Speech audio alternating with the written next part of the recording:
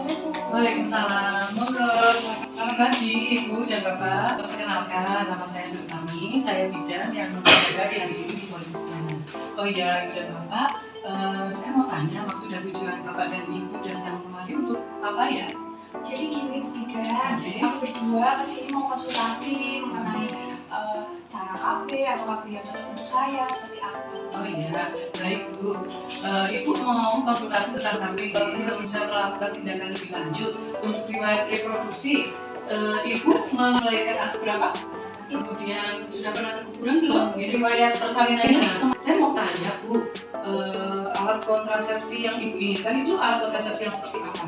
Jadi gini, kalau saya kan dengar ada banyak ya Bu Bidan katanya, tapi saya pengennya tuh yang nggak bikin gendut, yang kalau pakai katanya ada yang bikin flek-flek di muka, saya nggak mau kayak itu. Saya akan menjelaskan lebih lanjut mengenai beberapa macam alat kontrasepsi yang bisa digunakan oleh Ibu. Saya juga punya alat untuk namanya ABPK, jadi alat bantu pengambilan keputusan dalam ber-KB. Di sini ada beberapa alat kontrasepsi ya Bu ya. Antara lain AKDR. AKDR itu alat kontrasepsi dalam rahim. Oh itu IUD Bu. Iya, itu Oh, namanya iya. IUD Bu. Nah, bentuknya seperti T, itu namanya cover T. Jadi IUD itu ada dua ya Bu ya. Ada IUD yang hormon ataupun tidak hormon. Kemudian ada pil menyusui. Pil ada dua, pil yang untuk satu hormon isinya progesterin, ada juga pil kombinasi. Setelah menanyakan kepada Ibu dan juga Bapak, saya akan membantu untuk memilihkan metode kontrasepsi apa yang tepat bagi Ibu, melalui metode clock KB. Apa itu clock KB? Clock KB itu mempermudah untuk klien atau asesor menentukan alat kontrasepsi apa yang tepat. Nanti saya lihatkan seperti ini ya Bu ya. Nanti dijelaskan oleh Ibu bahwa Ibu sebelumnya belum pernah KB, saat ini sedang menyusui, usia bayinya 5 bulan. Kalau dilihat dari metode clock ini, Ibu diperbolehkan menggunakan beberapa alat kontrasepsi, antara lain kontrasepsi hormonal ataupun tidak hormonal. Ini ada alat kontrasepsi suntik, pil, kemudian implan, kemudian AKDR, juga alat kontrasepsi kondom. Dari penjelasan ini sudah punya keinginan atau punya mantapnya di alat kontrasepsi apa atau belum? Masih mempertimbangkan lagi?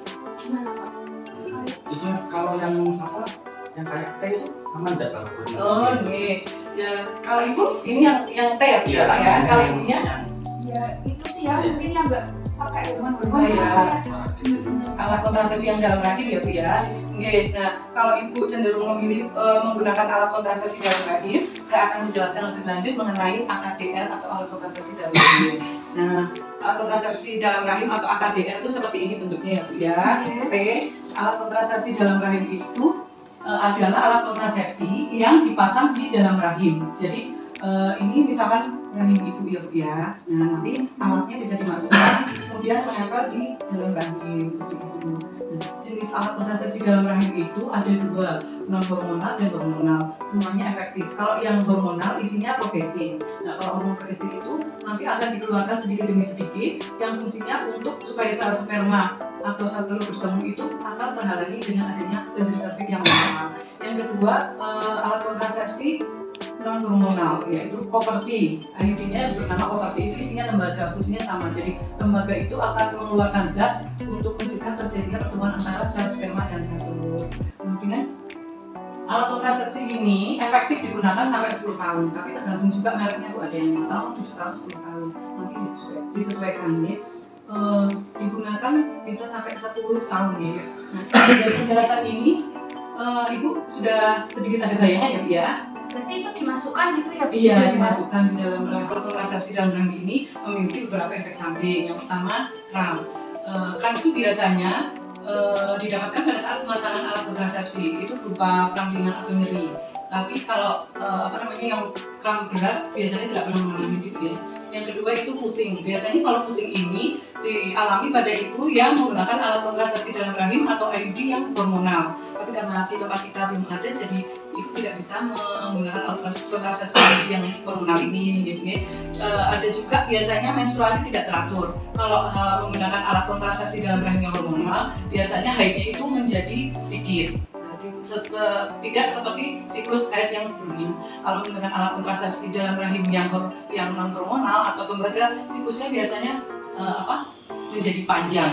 Okay. Ini tidak apa-apa Bu, masih aman karena kalau siklus haidnya masih sekitar 21 sampai 28 hari itu masih termasuk kategori yang aman. Ada juga spotting atau flek-flek, itu juga beberapa pasien atau aksetor mengalami, ada juga yang tidak mengalami.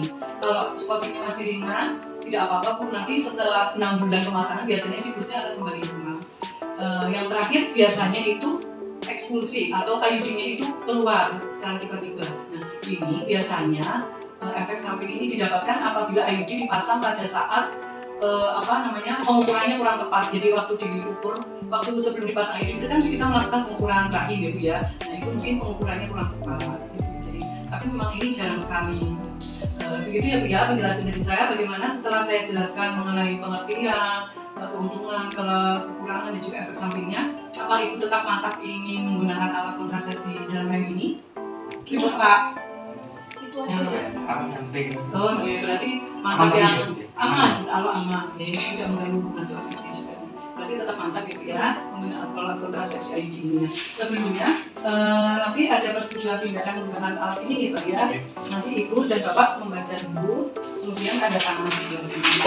Kalian mau dipasang hari ini juga atau Bisa langsung? Bisa. Sekarang aja Mbak. Iya, tanda tangan dulu ya, dibaca dulu kemudian tanda tangan. Ini yang untuk Saya suami yang mana? Oh, ada di sini. Iya.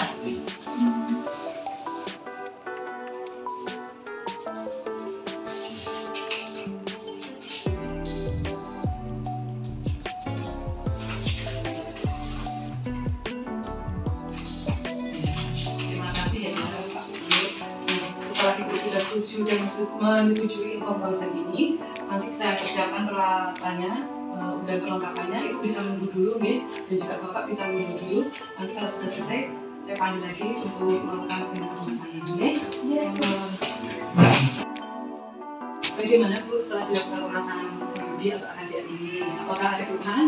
Wah, ternyata nggak seseram yang dibayangkan ya. Iya. Nggak sakit, Iya. ya cuma nyeri sedikit saja kan Iya. pas dipasang. Tapi sekarang sudah biasa saja. Iya, berarti kan sebenarnya itu aman ya, nyaman ya, tidak terlalu sakit. Itu mungkin karena terlalu khawatir ya, khawatirnya Iya, takut soalnya belum pernah. Iya, nggak apa-apa Bu. Nah, ini nanti saya kasih kartu untuk digunakan ikut kunjungan pulang, oke? Setelah pemasangan ini sebaiknya 1 minggu setelah pemasangan dilakukan kontrol atau kunjungan pulang gitu ya. Kalau misal sakit atau gimana itu saya boleh kesini ya? Boleh. Nanti kalau sebelum 1 minggu boleh, tapi sebaiknya dilakukan kunjungan ulang di tempat pemasangan supaya dievaluasi apakah pemasangannya benar atau tidak gitu ya. Jadi nanti sebelum 1 minggu kok Ibu ada keluhan bisa langsung datang ke sini atau bisa nanti saya kasih nomor telepon, bisa telepon ke saya gitu ya. Nah ini kartunya, monggo 1 minggu lagi bisa ini ya Bu ya, kontrol ulang. Oke. Berarti ini sudah selesai. Sudah Bu? selesai, Ibu bisa Boleh untuk pulang. pulang. Terima kasih banyak ya Bu. Sama-sama Bu. Ayo, Semoga tetap Amin. nantinya ya.